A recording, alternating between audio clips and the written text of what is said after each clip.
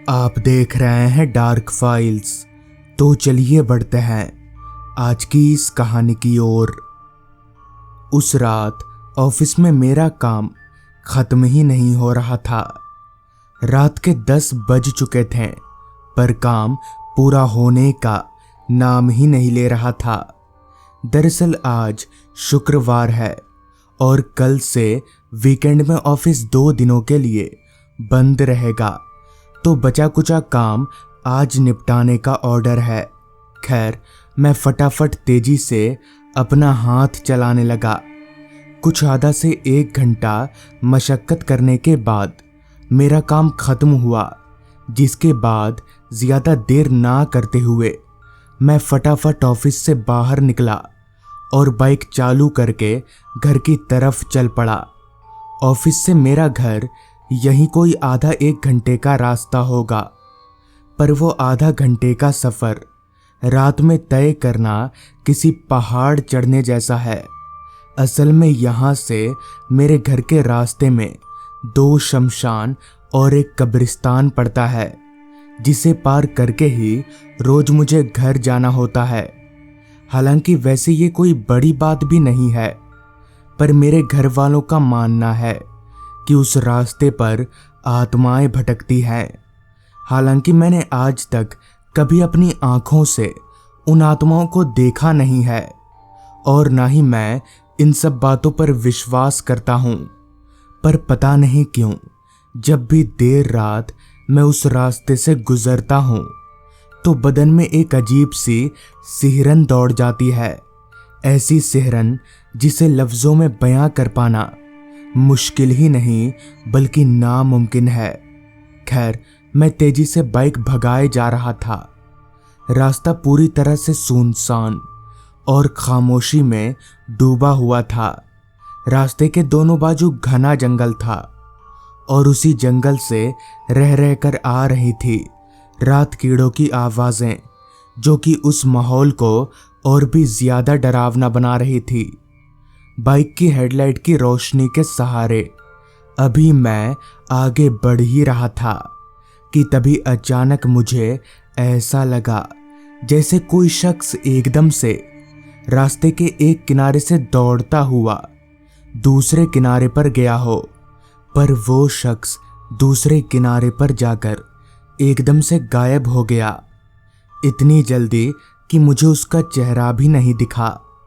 हालांकि उस वक्त मैं गाड़ी रोकना तो नहीं चाहता था, पर हालत ही कुछ ऐसी बन गई कि ब्रेक मुझसे अपने आप ही दब गया। मैं बाइक रोककर मुंह फाड़े इधर उधर देखे जा रहा था। कुछ देर के बाद मैंने किसी तरह से अपने आप को संभाला और बाइक लेकर वापस से आगे बढ़ने लगा।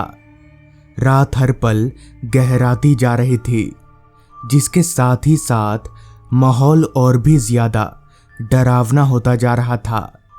उस रात आसमान पर चांद भी नहीं था, शायद वो अमावस की रात थी। अभी मैं बाइक चलाकर उस जगह से कुछ आगे बढ़ा ही था कि तभी अचानक मुझे मेरे कंधों पर किसी का हाथ महसूस होने लगा। वो हाथ बर्फ से भी ज्यादा ठंडा था, जिसे मैं साफ तौर पर महसूस कर पा रहा था, पर डर के मारे मुझ में इतनी हिम्मत नहीं हो रही थी कि मैं पीछे पलटकर देख सकूं कि आखिर मेरे पीछे है कौन। पर किसी तरह से बाइक रोके बगैर मैंने तिरछी नज़र से पीछे देखा तो पीछे का नज़ारा देखकर मेरे होश उड़ गए, क्योंकि मेरे पीछे कोई नहीं था। बस 2 कटे हुए हाथों ने मेरा कंधा पकड़ा हुआ था। मुझे मेरी आंखों पर यकीन नहीं हो रहा था कि आखिर ये कैसे हो सकता है।